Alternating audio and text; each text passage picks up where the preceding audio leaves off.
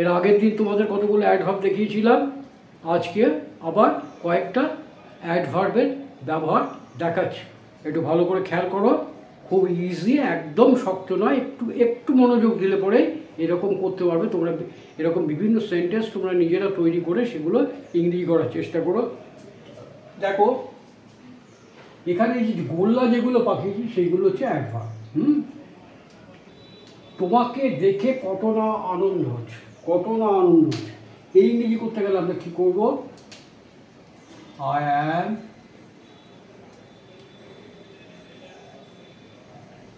so glad to see you. এইবার দেখো remaining এর পর অনেক কিছু হতে পারে। অনেক দিন পরে তোমাকে দেখে কত আনন্দ হচ্ছে।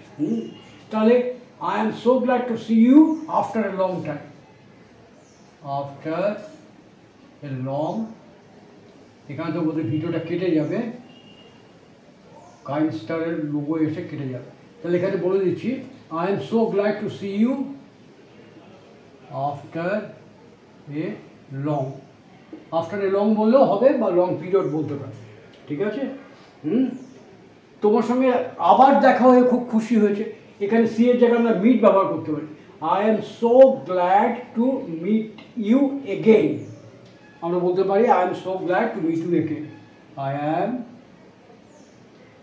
So glad to meet you again.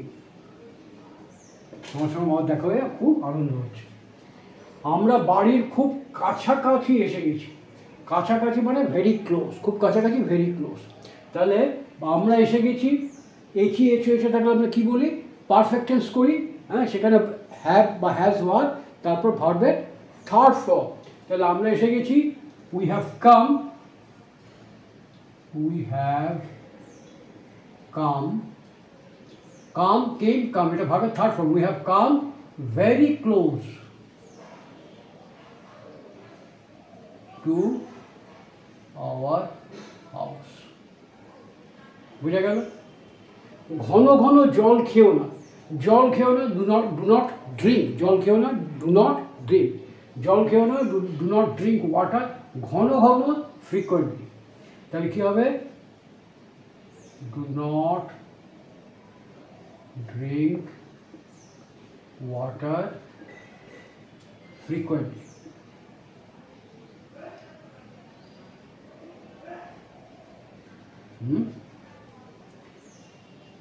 এইবার দেখো আমরা এগুলো বলার সময় এরকমভাবে বলি, কিন্তু গ্রামারের রুল যদি আমরা করি, গ্রামারের রুল ব্যবহার করতে গেলে কিন্তু তোমার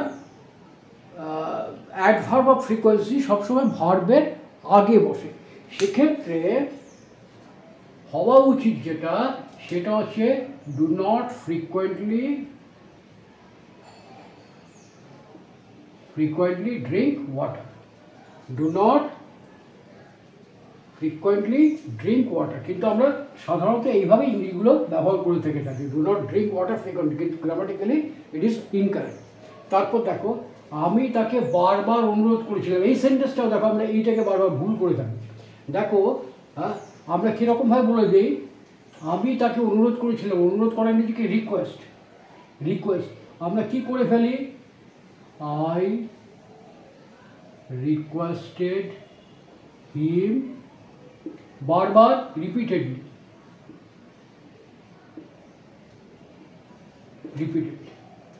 I requested him repeatedly. এই অ্যাডভার্বটা হচ্ছে তোমার বারবার, অ্যাডভার্ব হচ্ছে রিপিটেডলি, ঠিক আছে? তাহলে আই রিকোয়েস্টেড হিম রিপিটেডলি, বারবার, এইটাও অ্যাডভার্ব অফ ফ্রিকোয়েন্সি। সুতরাং এইটাকেও আসা উচিত এখানে, I requested him repeatedly, requested him. কিন্তু আমরা সাধারণত এই ফর্মটা ব্যবহার করি, এটা গ্রামাটিক্যালি ইনকারেক্ট। হ্যাঁ, আমরা এটা কারেক্ট ফর্মটা কী হওয়া উচিত? I repeatedly requested him. এবার রিমেনিং আসতে পারে, I repeatedly request him for some help, for some money, I repeatedly requested him to visit my place. I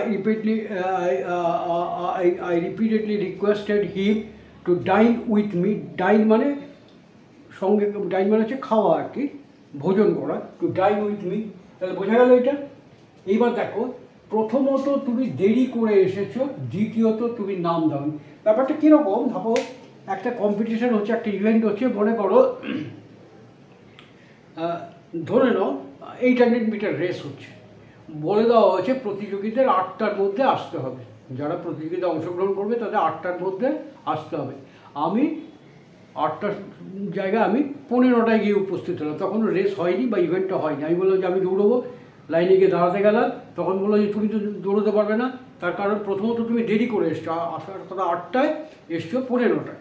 দ্বিতীয়ত তুমি যে দৌড়বে, তুমি নাম দিয়েছিলে প্রতিযোগিতার নাম তো দাওনি, তাহলে তোমাকে দৌড়তে দেওয়া হবে না। এই প্রথমত। দ্বিতীয়ত ব্যাপারটা দেখো, প্রথমত তুমি দেরি করে এসছো, প্রথমত ফার্স্টলি, FIRSTY, ফার্স্ট। দ্বিতীয়ত সেকেন্ডলি, তৃতীয়ত থার্ডলি, ঠিক আছে, চতুর্থত ফোর্থলি। তাহলে প্রথমত তুমি দেরি করে এসছো, দেখো তুমি দেরি করে এসেছো, এসে থাকলে প্রেজেন্ট পারফেক্ট টেন্স হয়, কিন্তু সবসময় সেরকম আমরা করি না।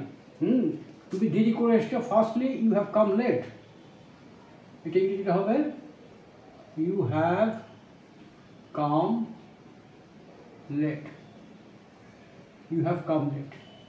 কিন্তু এটা আমরা সাধারণত যেটা আমরা বলে থাকি বা ব্যবহার করি, firstly you are late, you are late, firstly you are late. প্রথমত তুমি দেরি করে এসছো, ফার্স্টলি ইউ আর লেট। দ্বিতীয়ত তুমি নাম দাও, দ্বিতীয়ত সেকেন্ডলি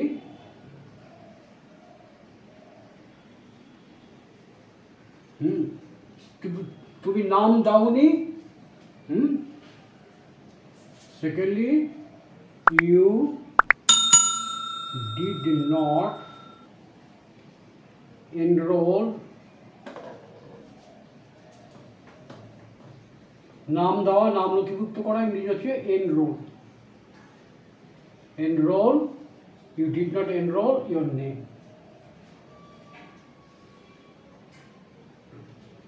তাহলে secondly you did not enrol your name, এটাকে তুমি পারফেক্ট টেন্সও করতে পারি। পারফেক্ট টেন্স করলে কীরকম হবে, secondly you have not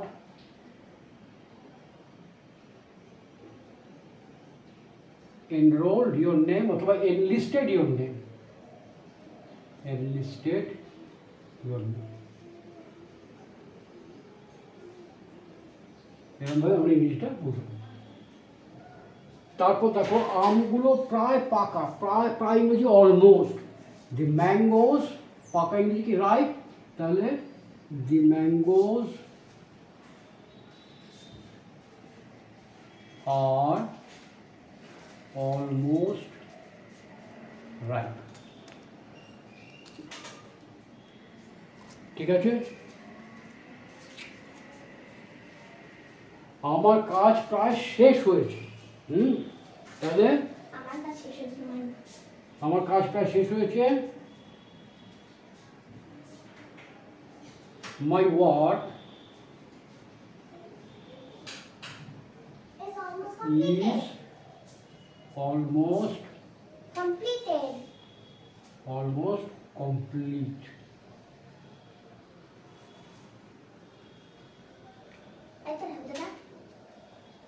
my work is almost complete অথবা done।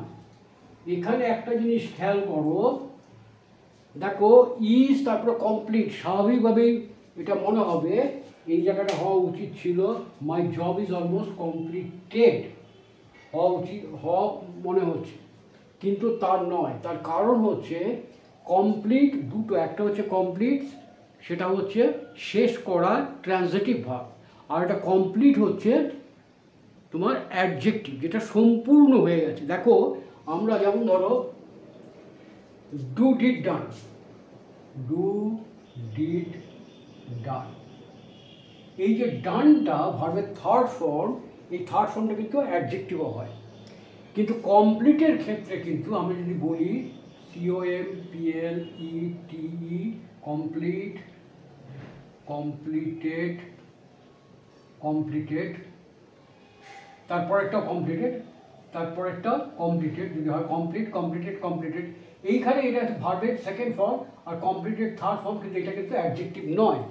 কমপ্লিটেড অ্যাডজেক্টিভ কমপ্লিটই হয়, সুতরাং এখানে কমপ্লিটেড হবে না। My work is almost complete মানে সম্পূর্ণ, শেষ হয়ে গেছে, সুতরাং ইডি করলে এটা ভুল হবে। কিন্তু দেখো ডান করেছি, অলমোস্ট ডান, প্রায় শেষ হয়ে গেছে, ডু এর থার্ড ফর্ম, এটা অ্যাডজেক্টিভ বলে এখানে এটা ব্যবহৃত হয়েছে। বোঝা গেল? আচ্ছা, তারপরটা দেখো, তুমি যা বলছো তা সম্পূর্ণ সত্যি। তুমি যা বলছো, তুমি যা বলছো, হোয়াট ইউ সে, তুমি যা বলছো, হোয়াট ইউ সে ইজ সম্পূর্ণ, সম্পূর্ণ সত্যি, ফুললি, ফুললি সত্যি, টিয়ার ইউ। What you say is fully true. যদি এটাকে বলতাম আংশিক,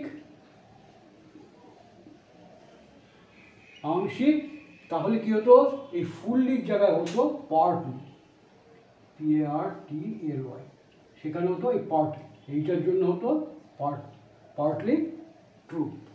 ওকে, তাহলে আজকে এই কটাই শিখে নাও, নেক্সট দিন আবার কতগুলো করিয়ে দেবো। তোমাদের একটা রিকোয়েস্ট করব, এই যারা তোমরা নতুন আছো তারা প্লিজ এখনও যদি সাবস্ক্রাইব করে না থেকে থাকো, বা পুরনো ভিউয়ার্স যারা এখনও সাবস্ক্রাইব করোনি তারা প্লিজ সাবস্ক্রাইব করো, সাবস্ক্রাইব করে নোটিফিকেশান বেলটা অন করে রেখো, যাতে আমার পরপর ভিডিওগুলো তোমরা বেরোবার সঙ্গে সঙ্গে জানতে পারো। ওকে, থ্যাংক ইউ।